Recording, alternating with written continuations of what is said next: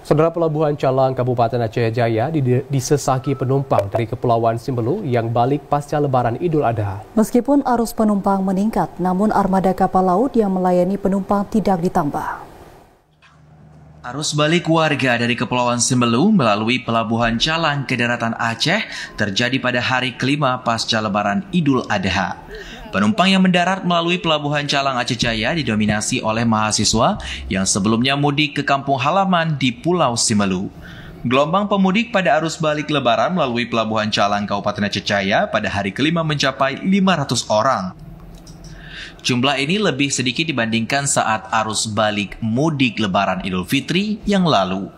Petugas Syah Bandar Pelabuhan Calang, Dio Trihuda mengatakan, arus balik dari Pulau Simbelu menuju Pelabuhan Calang disediakan 2 kapal, yakni KMP Aceh Hebat 1 dan KM Sabuk Nusantara 110.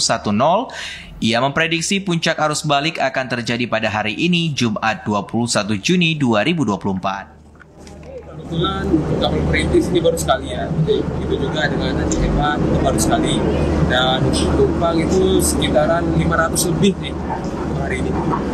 Kalau untuk arus puncaknya kapan kira-kira Bang? Mungkin untuk hari ini aja.